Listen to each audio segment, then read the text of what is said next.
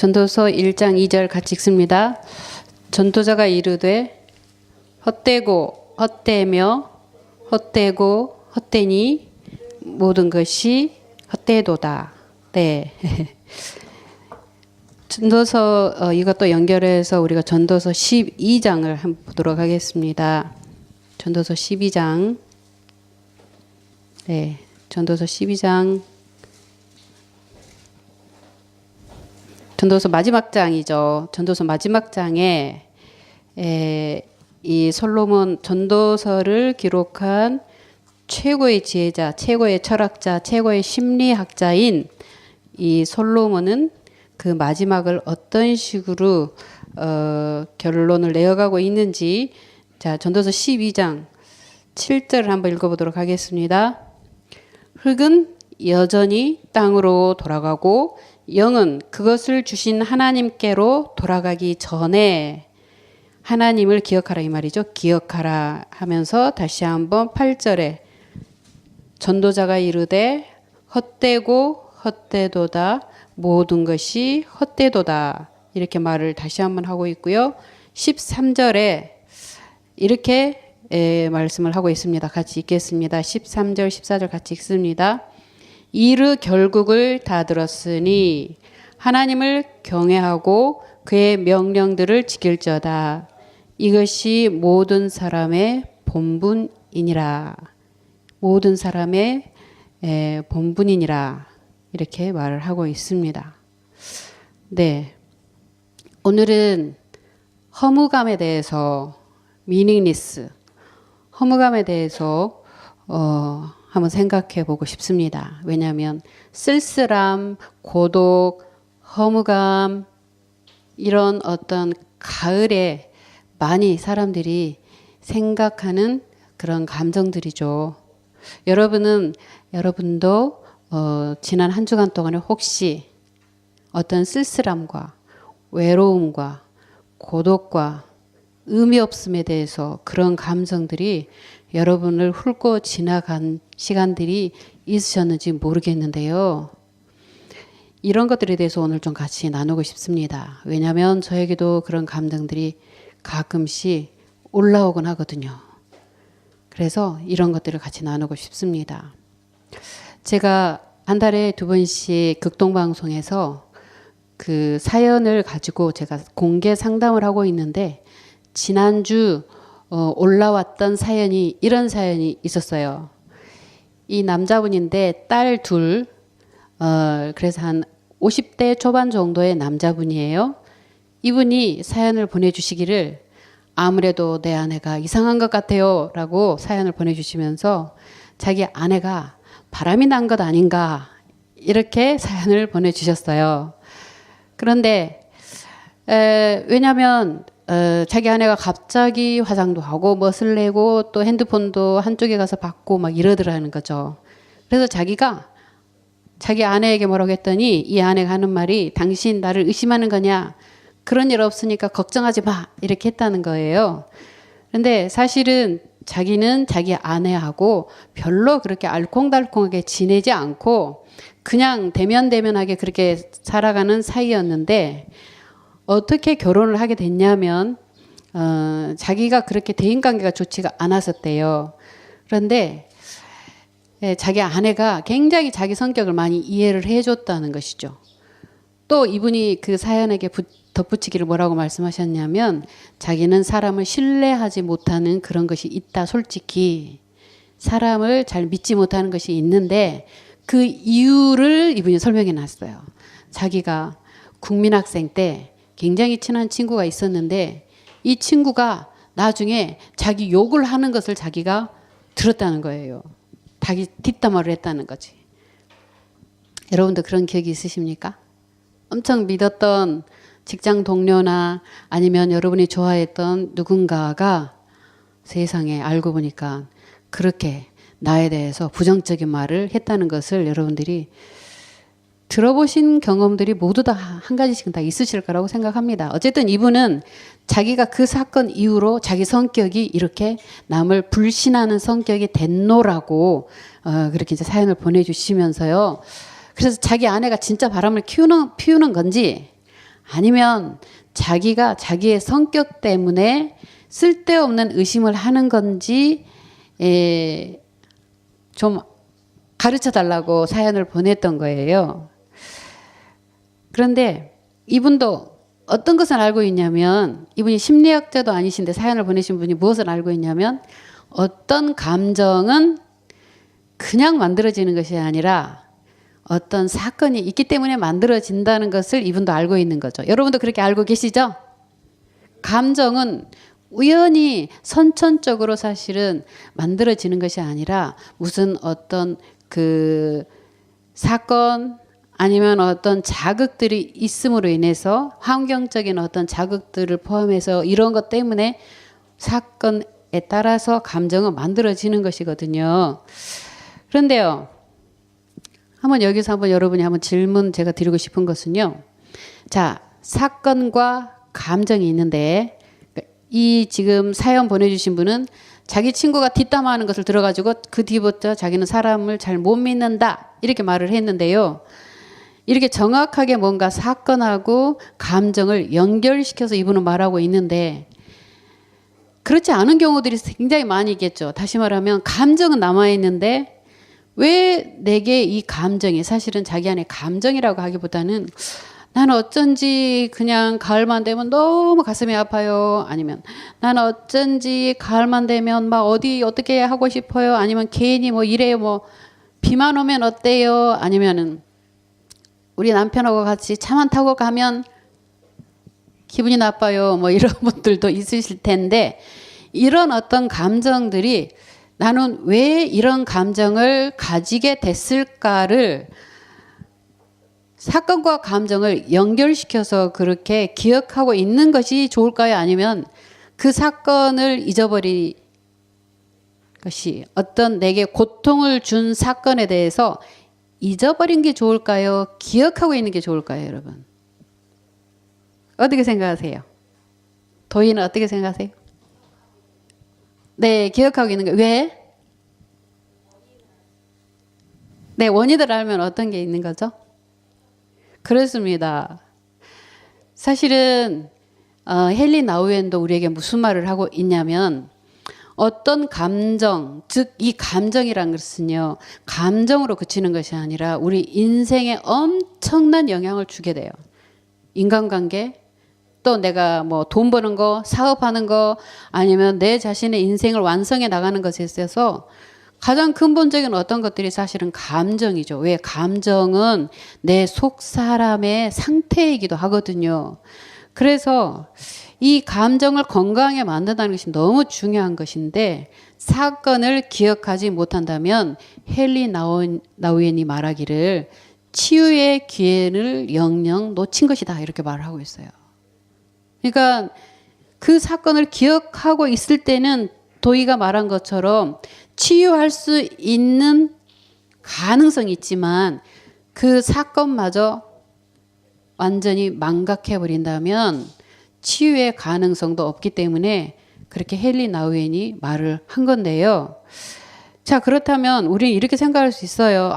그 사건을 생각만 해도 죽을 것 같은데 차라리 망각하고 정말 잊어버리니까 좀 살 것 같다 이렇게 하는 마음도 이해가 되지만, 사실은 우리가 이런 말이 있죠. 이쪽에서 뺨 맞고 이쪽에서 화풀이 한다고.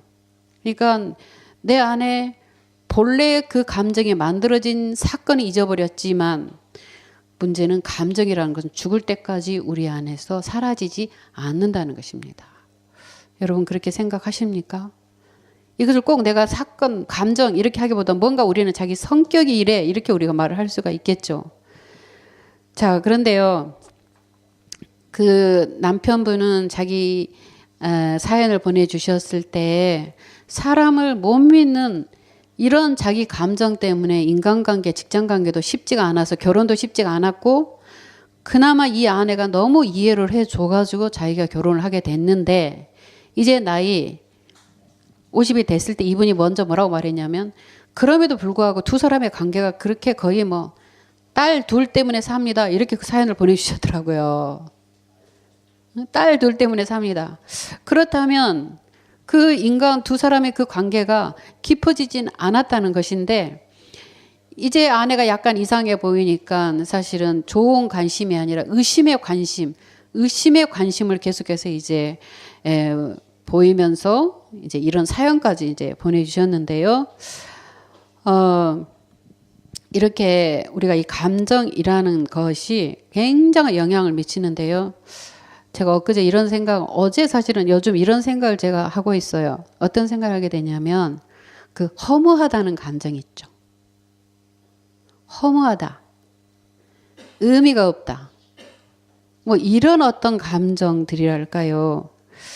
저는 인간을 파괴시키는 거, 삶을 파괴시키는 감정들이 분노일 수도 있고, 방금 남편이 지금 이 사연을 보내주신 말한 것처럼 불신이라는 감정도 있을 수가 있고, 우리의 감정들이 삶을 파괴시키는 정말 너무 많은 그런 부정적인 감정들이 있는데, 저는 그 모든 것의 가장 근본적인 삶을 파괴시키는 감정을 저는 허무의식이라고 생각합니다.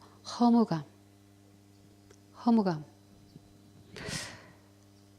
그런데 이 전도서에 보니까 전도서 첫 장에서부터 이 전도자는 솔로몬은 정말 지금 본다면 최고 이 사람처럼 깊은 심리학자는 없죠. 근데 이 심리학자가 말하기를 헛되더라 이렇게 말을 하고 있어요. 허무하더라. 응? 허무하다. 허무해 이렇게 말을 하고 있다는 것이죠. 허무라는 것이 무엇일까요, 여러분? 허무감이라는 것은요, 영원하지 않다는 것입니다. 여러분, 영원하지 않다. 제가 언젠가 어떤 곳에서 보니까 시베리아에서 가장 무서운 그 잔인한 그 유태인들에게 행한 그 형벌 중에서 이런 형벌이 있었다고 제가 들었어요. 벽돌 쌓기라는 형벌인데, 그 형벌은 아침에 일어나가지고 이쪽에 있는 엄청난 벽돌을 저쪽에 갖다가 쌓게 만들어요. 그런 다음에 저녁에 다시 그것을 이쪽으로 쌓게 만드는 것이라는 거예요. 왜 이게 그토록 잔인한 형벌이었을까? 우리가 보통 보면은 그 노예들을 통해서 만리장성을 쌓기도 하고, 아니면 뭐 노예들을 통해서 쌓았는지 만리장성은 지금 제가 잠깐 정확하게 말해야 돼. 그건 잘 모르겠는데, 어쨌든 우리가 보면은 그 성경에도 그 이집트의 수많은 그 엄청난 건축들을 이 히브리 노예들을 통해서 그때 했었잖아요. 또 어디 보면은 뭐 가장 위험한 건축들을 할 때 그렇게 거의 노예 같은 사람들을 불러다가 그런 건축을 한 것을 우리가 많이 알고 있습니다. 그래서 제가 영국에 갔을 때도 그 공항과 그쪽에 있는 그 건축물들을 할 때 저기 있는 소말리아에 있는 사람들이랄지 막 이런 사람들을 굉장히 많이 불러가지고 영국에서 일을 시켰더라고요. 그런데 이런 힘든 일이라 할지라도 이 힘든 일은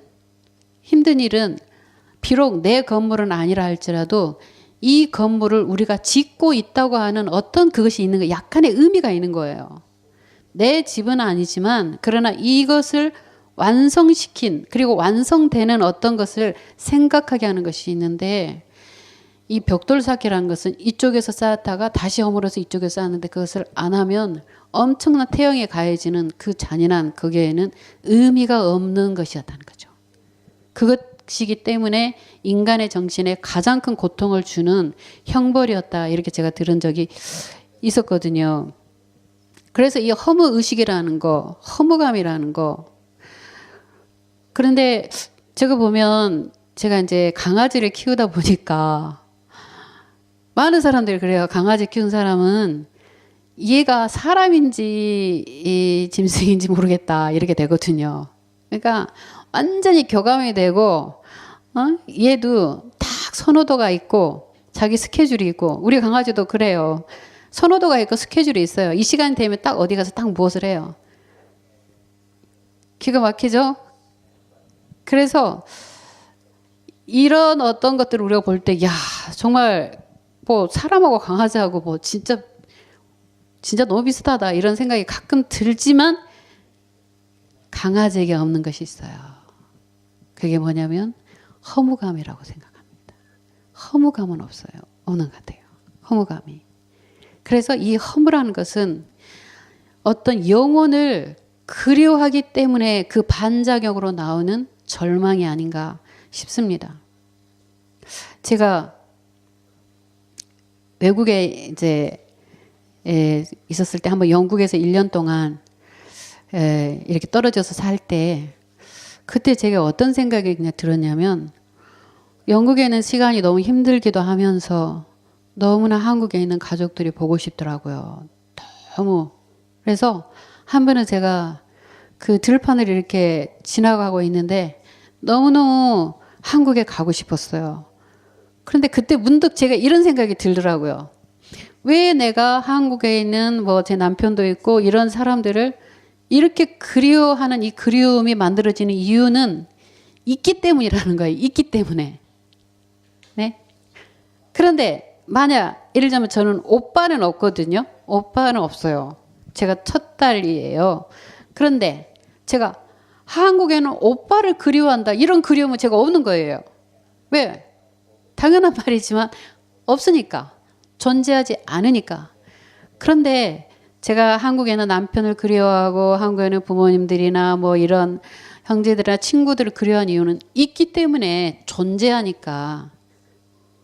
나와 시간을 나눈 사람들이기 때문에. 그래서 그 생각을 제가 그때 했을 때 그때 사실은 제가 그곳에서 신학교를 다니면서 그 하나님에 관해서 생각을 하고 있는 그때였는데 그렇다면 내가 이렇게 하나님을 그리워하는 것은 내가 이렇게 하나님을 만나고 싶어하는 이것은 그분이 존재한다는 것을 내 깊은 영혼이 알고 있는 것이겠구나 이런 생각을 제가 하게 됐어요.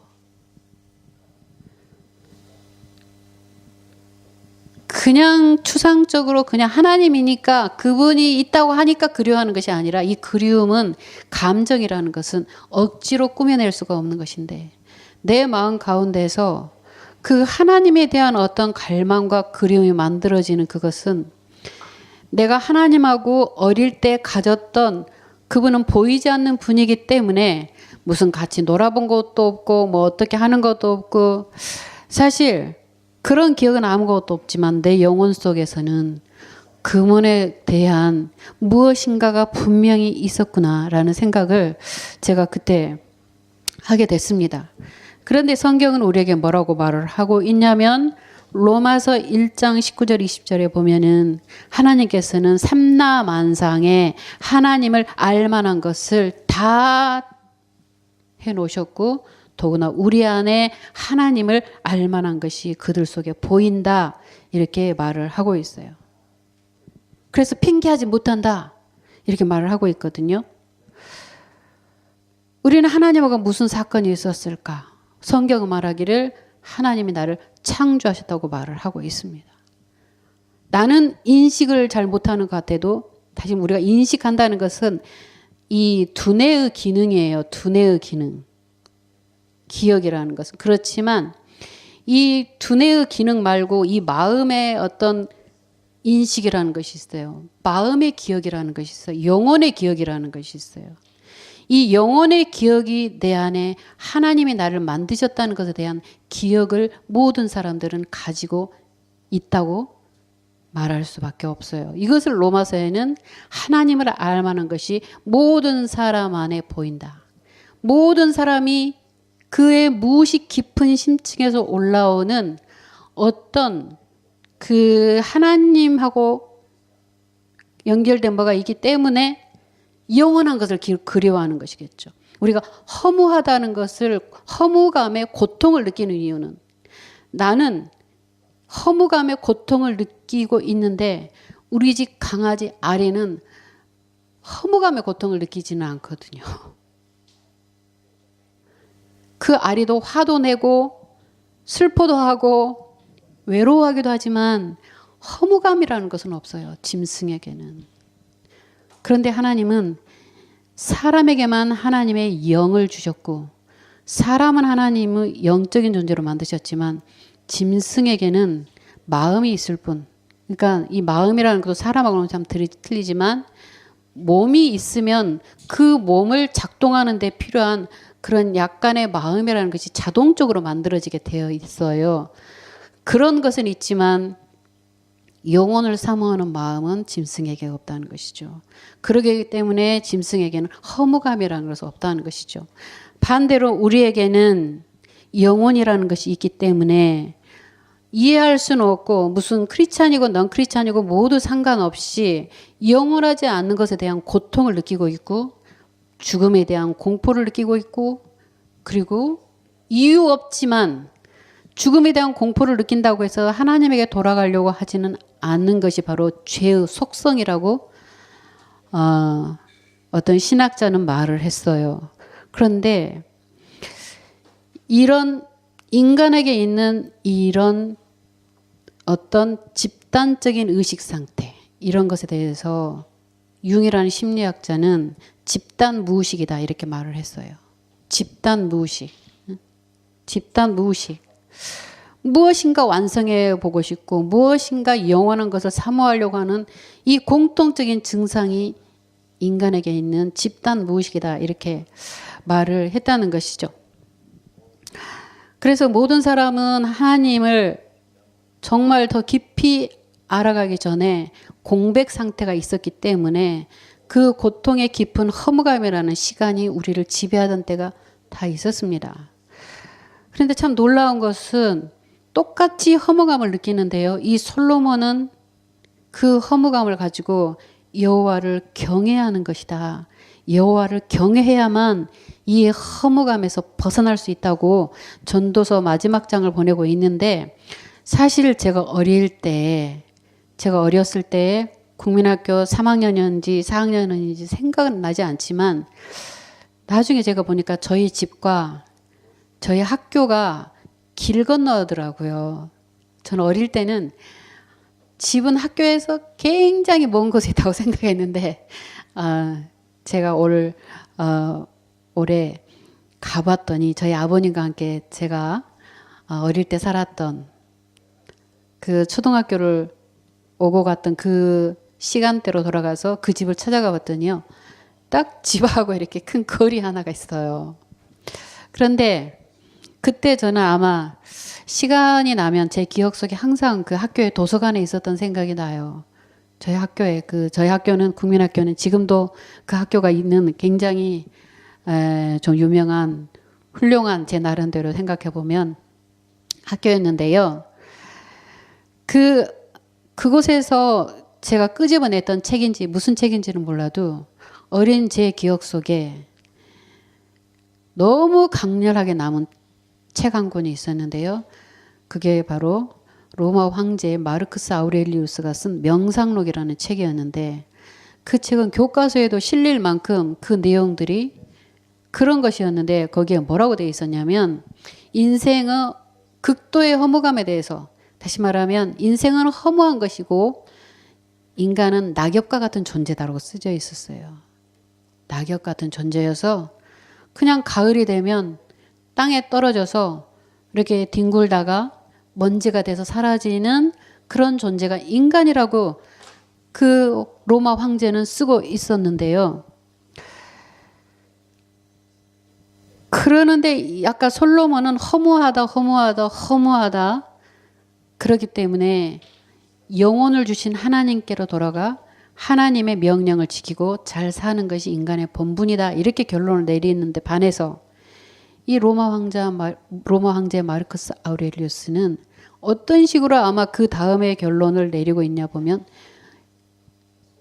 그냥 세상이 이러니까 약간 불교식으로 너무 그렇게 집착하지 말고 살아라 이런 식으로 흘러가고 있었어요. 이런 식으로 뭐 그렇게까지 아둥바둥하게 살래 좀 용서하고 좀 풀어주고 뭐 이런 식으로 살으라 하는 그런 결말을 그 사람이 내리고 있었는데요. 저에게는 이제 성경을 저는 그때 교회를 다니고 있었던 것 같은데 그 교회에 있는 주일학교 학생에게 인간의 의미를 설명해 주는 선생님은 아무도 없었고 하나님을 어떻게 만나야 되는지에 대해서 말해주는 선생님도 안 계셨던 것 같아요. 그래서 저는 제 삶에 대한 의미를 유일하게 그래도 말해주고 있는 이 명상록이라는 그 지침에 따라서 제가 그렇게 걸어가고자 했는데 이것이 제 인생에는 너무 깊은, 그러니까 더욱더 그 삶에 대한 미닝리스, 그 무의미함을 더 강화시키는 어떤 그런 생각들을 제 안에 만들어 주게 되었어요. 그리고 그 감정들은 제 삶을 이끌어가는 데 굉장히 많은 영향을 주게 되었겠죠. 그러나 하나님 은혜로 제가 예수 그리스도를 알고 난 다음에 사실은 제 안에 저를 가장 괴롭혔던 문제, 그건 돈 문제도 아니었고 뭐 더 나은 삶을 위한 문제도 아니었고 뭐 성공하겠다는 것도 아니었고 도대체 왜 나는 존재하고 있는가에 대한 그 의문을 예수님을 알고 난 다음에 제가 풀고 난 다음에 그 가르침에 따라서 한 걸음씩 한 걸음씩 여기까지 이제 오게 됐는데요. 제가 요즘에는 제 주변의 사람들을 되게 많이 보게 돼요. 그때 저는 그 국민학생, 지금은 초등학생이라고 표현하지만 그때 왜 그랬는지 몰라도 어쨌든 제가 공부를 어떻게 했는지, 선생님 무서워서 했는지 어쨌는지 항상 제가 공부를 앞에서 잘하고 있는 뭐 학생에 속하고 있었고, 그랬지만 애들은 그때 뭐 그 어떤 더 높은 학교 또 어떤 뭐 이것을 향해서 막 하고 있는데 저는 그런데 그게 없었어요. 그렇기 때문에 항상 그럴 때 저는 뭔가 문제가 있는 것 같은 생각을 제가 하게 됐어요. 왜 나는 저런 것에 대해서 나는 의사가 되고 싶어요, 판사가 되고 싶어요, 뭐가 되고 싶어요. 저는 그런 어떤 그런 그것도 하나도 제 안에 그런 의욕을 일으키지는 못하고 정말 인간은 왜 살아야 되는가에 대한 그것에만 제가 사로잡혀서 있었던 것 같은데요. 그런데 이제 이 나이가 제가 됐어요. 이 나이가 되면서 제 나이는 지금 어떤 나이냐면 제 옆에 있는 그 친구들 중에는 이제 현직에 아직은 계시지만 그 남편들이 조금 나이가 많다면 대개는 은퇴를 한 나이예요.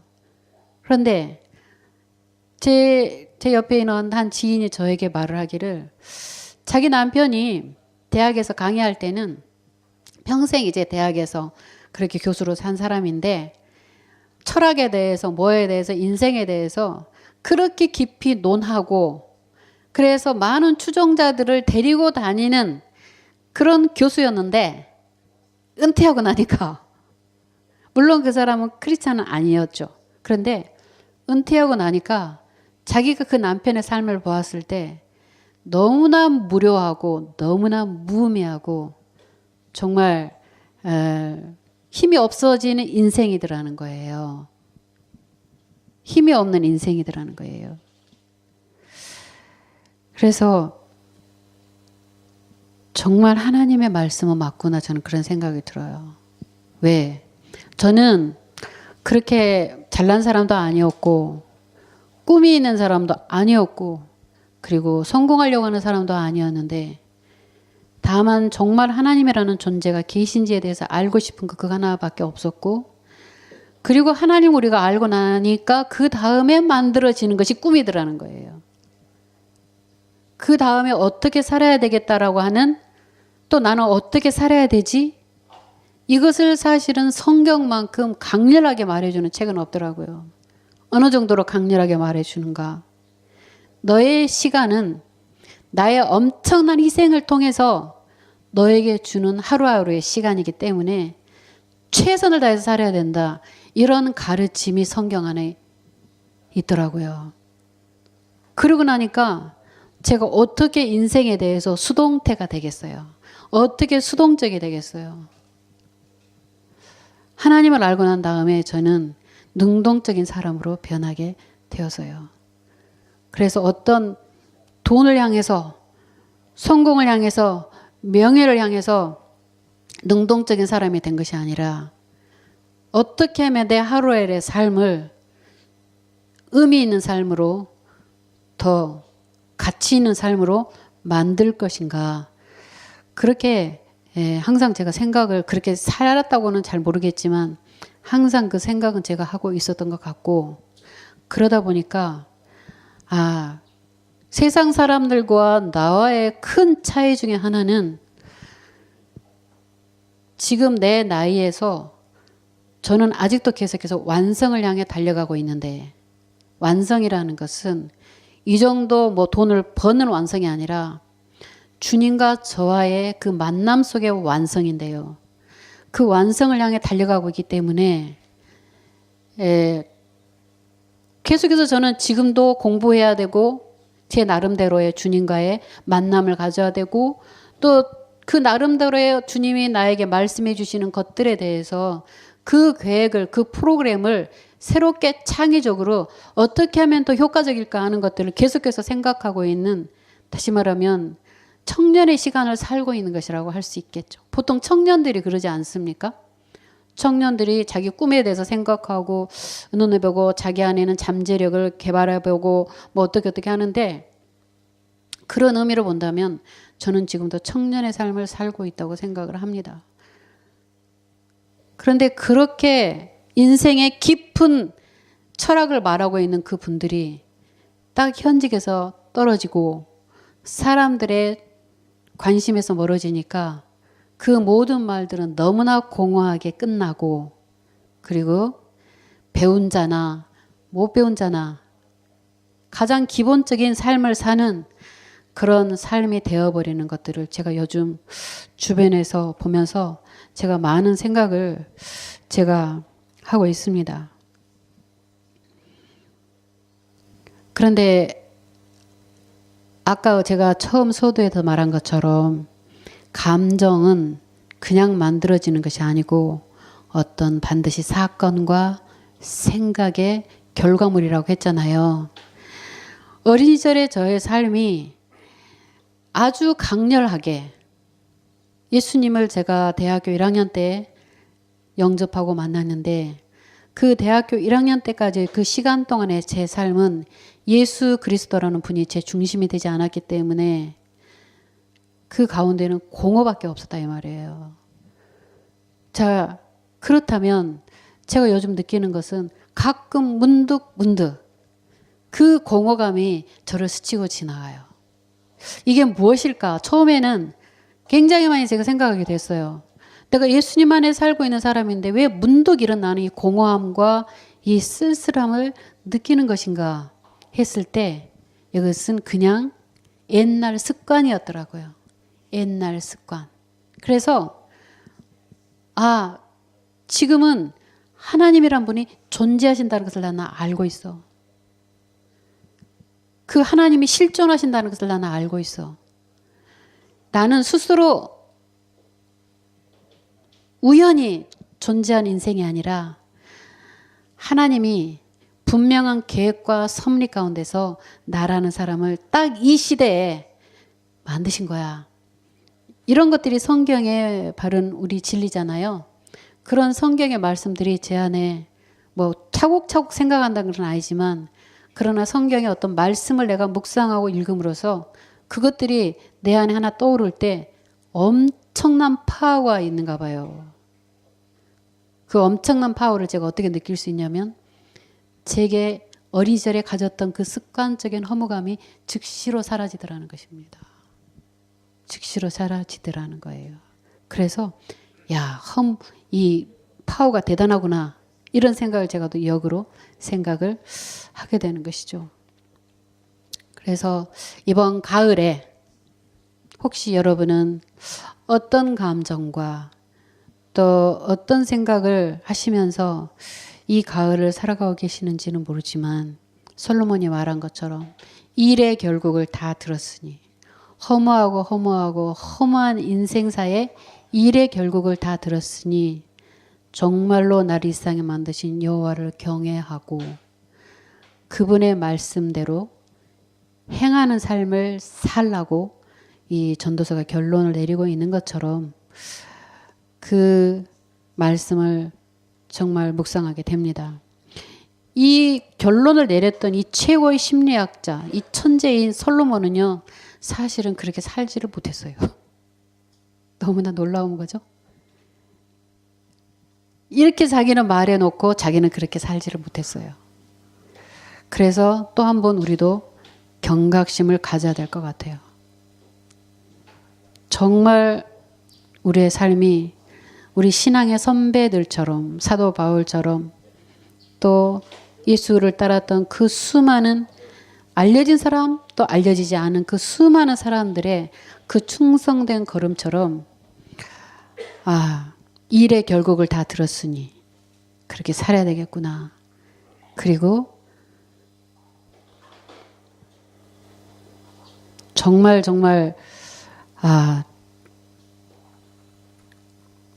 내가 강조하고 싶다. 우리 청년들을 만나면 강조하고 싶다 하는 이것은 뭐냐면 나 같은 사람이 나처럼 허무의식에 잡힌 꿈도 없고 이상도 없고 야망도 없고 아무것도 없는 사람이 지금은 가장 역동적으로 살고 있는 그 비밀은 바로 예수 그리스도가 주는 존재의 의미였다. 이걸 우리 청년들에게 항상 말하고 싶다는 생각이 들고 저는 우리 내적 치유센터에서 이런 대화들을 나누는 그런 작은 또 큰 만남들을 계속해서 만들어 보고 싶다는 계획을 제가 생각하고 있습니다. 네, 잠깐 같이 기도하도록 하겠습니다.